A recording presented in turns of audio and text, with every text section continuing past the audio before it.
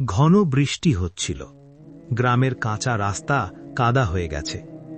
দূরের ছোট্ট কুড়ে ঘরটায় তখন কান্নার শব্দ, নবজাতকের কান্না। ধাত্রী শিশুটাকে কোলে নিয়ে বলল, ছেলে হয়েছে। রাশেদের মা ক্লান্ত চোখে তাকাল। মুখে হাসি নেই, চোখে ভয়, কারণ সে জানত এই পৃথিবীতে একজন গরিব ছেলের জন্ম মানেই নতুন যুদ্ধ। বাইরে বসে থাকা বাবা 2 হাত তুলে আল্লাহকে বলল, হে আল্লাহ, আমি গরিব, কিন্তু আমার ছেলেকে শক্ত দিও। ডাক্তার এসে ধীরে বলল, শরীর দুর্বল, বাঁচানো কঠিন হবে। মা বুকের মধ্যে শিশুটাকে চেপে ধরল।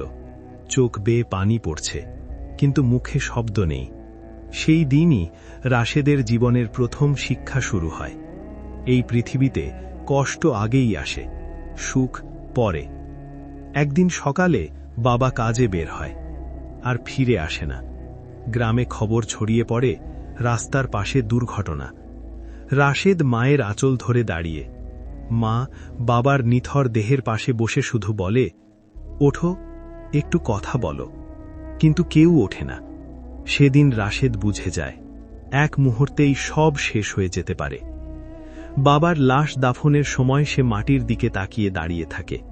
চোখে পানি নেই, কান্না যেন জমে গেছে বুকের ভেতর। বাবা চলে যাওয়ার পর সংসার ভেঙে পড়ে। মা মানুষের বাড়িতে কাজ করে, রাতে ঘরে ফিরে ক্লান্ত শরীর নিয়ে বসে। রাশেদ দেখে মা লুকিয়ে কাঁদছে। সে জিজ্ঞেস করে, মা, তোমার চোখ লাল কেন?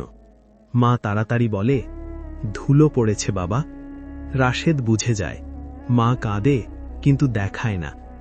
সেই দিন থেকে রাশেদ ঠিক করে সে আর কখনো মাকে কাঁদতে দেবে না। স্কুলে ফি দিতে পারে না। শিক্ষক ডেকে বলেন, আর আসতে পারবি না। রাশেদ বইগুলো বুকে চেপে ধরে। চোখে পানি আসে, কিন্তু পড়ে না। শিক্ষক শেষবার বলেন, জীবন কঠিন, কিন্তু হার মানিস না। বাড়ি ফিরে মাকে বলে, আমি আর স্কুলে যাব না। মা চুপ করে থাকে। তার সেই চুপের ভেতরেই সবচেয়ে বড় কান্না লুকানো। রাশেদের বয়স তখন মাত্র 10। ছোট শরীর, কিন্তু চোখে অদ্ভুত এক পরিণত ভাব। ভোরে উঠে সে মায়ের পা ছুঁয়ে বলে, মা, আমি কাজ খুঁজতে যাই। মা ভয় পেয়ে বলে, তুই এখনো ছোট বাবা। রাশেদ হালকা হেসে উত্তর দেয়, ছোট হইলে পেট ভরে না মা। হাটে গিয়ে সে দোকানে দোকানে দাঁড়ায়। কেউ বলে, যা, এখানে জায়গা নাই। কেউ আবার ঠাট্টা করে, এত ছোট, কাজ পারবি? রাশেদ কিছু বলে না। সে শুধু ভাবে, অপমান মুখে লাগে না, লাগে পেটে। সন্ধ্যায় বাড়ি ফেরে খালি হাতে। মা জিজ্ঞেস করে, খাইছিস? রাশেদ সাথে সাথে বলে, হ্যাঁ মা, হাটে খাইছি। কিন্তু সত্যটা ছিল আলাদা। সারাদিন এক ফোঁটা খাবারও মুখে দেয়নি। রাতে মা ভাত কম খায়। রাশেদ বলে, তুমি কেন কম খাচ্ছ? মা হাসে, আজ বেশি খিদা নাই।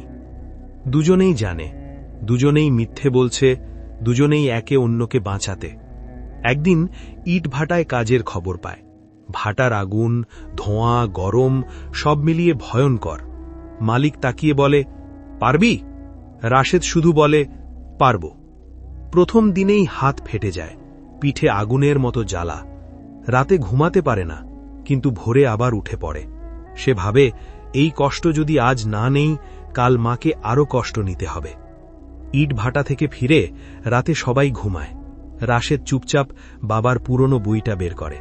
চোখ জলে, শরীর ব্যথা, তবুও সে পড়ে। মা দেখে ফেলে, বলে, এত কষ্ট করে পড়িস কেন? রাশেদ ফিসফিস করে বলে, একদিন যেন এই কষ্ট না থাকে মা। মা কিছু বলে না, চুপচাপ ছেলের মাথায় হাত রাখে। সেই হাত রাখার ভেতরেই ছিল দোয়া।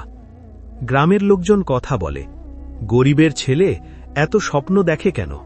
ইট ভাটায় কাজ করবে, বই পড়ে কি হবে? রাশেদ সব শোনে, কিন্তু জবাব দেয় না। একদিন কেউ বলে দেয়, তোর মা তো কাজের মানুষ, তুইও ওইটাই থাকবি।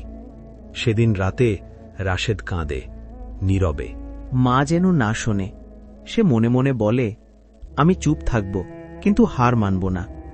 এক শীতের রাতে মা হঠাৎ জ্বরে পড়ে। শরীর কাঁপে, কথা জড়িয়ে যায়। রাশেদ ভয় পেয়ে বলে, মা, চোখ খুলো, আমাকে দেখো। মা দুর্বল কণ্ঠে বলে, ভয় পাস না বাবা, আমি আছি। কিন্তু রাশেদ বুঝে যায় এই অসুখ সাধারণ না। ডাক্তার বলে, ওষুধ দরকার, ভালো খাবার দরকার। রাশেদ মাথা নিচু করে দাঁড়িয়ে থাকে। টাকা নেই। পরদিন ভোরে রাশেদ বের হয়। 1 বাড়ি, 2 বাড়ি, 10 বাড়ি। কেউ বলে এখন টাকা নাই, কেউ বলে পরে দেখা যাবে। এক জায়গায় অপমান করে তাড়িয়ে দেয়। রাশেদ চুপ করে থাকে। তার মনে হয় মানুষের দরজা বন্ধ হতে বেশি সময় লাগে না। শেষমেশ সে বাবার পুরনো ঘড়িটা বের করে। মা একদিন বলেছিল, এটা তোর বাবার শেষ স্মৃতি। রাশেদের হাত কাঁপে, কিন্তু মায়ের নিঃশ্বাস আরও কাঁপছিল। সে ঘড়িটা বিক্রি করে দেয়, ওষুধ কেনে, মা বাঁচে। রাশেদ চুপচাপ বসে থাকে, চোখ দিয়ে পানি পড়ে না। সব পানি যেন শেষ হয়ে গেছে। মা সুস্থ হয়, কিন্তু রাশেদ বদলে যায়। আগের সেই শিশুসুলভ চোখ নেই, চুপচাপ, গম্ভীর। মা একদিন বলে, তুই কেমন যেন হয়ে গেছিস বাবা। রাশেদ হালকা হেসে বলে, আমি বড় হইতেছি মা। কিন্তু সত্যটা ছিল, সে ভিতরে ভিতরে ভেঙে যাচ্ছিল। গ্রামে আর কাজ নেই। রাশেদ সিদ্ধান্ত নেয় শহরে যাবে। মাকে বলে, আমি কাজ খুঁজে টাকা পাঠাবো। মা কাঁদে, তুই একা পারবি? রাশেদ বলে, তুমি একা আমাকে বড় করছো, আমি পারব। সে চলে যায়। শহর বড়, মানুষ ব্যস্ত, রাশেদ ছোট। কেউ কাজ দেয়, টাকা দেয় না, কেউ ঠকায়। রাতে ফুটপাতে ঘুমায়। আকাশের দিকে তাকিয়ে ভাবে, আল্লাহ, আমি কি ভুল পথে এলাম? একদিন এক দোকানদার দেখে ছেলেটা চুপচাপ, সৎ। সে বলে, থাক, আমার সাথে কাজ কর। রাশেদ জীবনে প্রথম ন্যায্য মজুরি পায়। সেই টাকা দিয়ে মায়ের কাছে পাঠায়। মা চিঠিতে লেখে, আল্লাহ তোকে বাঁচায় রাখুক বাবা। সময় যায়। রাশেদ শিখে ফেলে কাজ, হিসাব, দায়িত্ব। ছোট চাকরি বড় হয়, সম্মান আসে, কিন্তু সে বদলায় না, মাকে ভুলে না।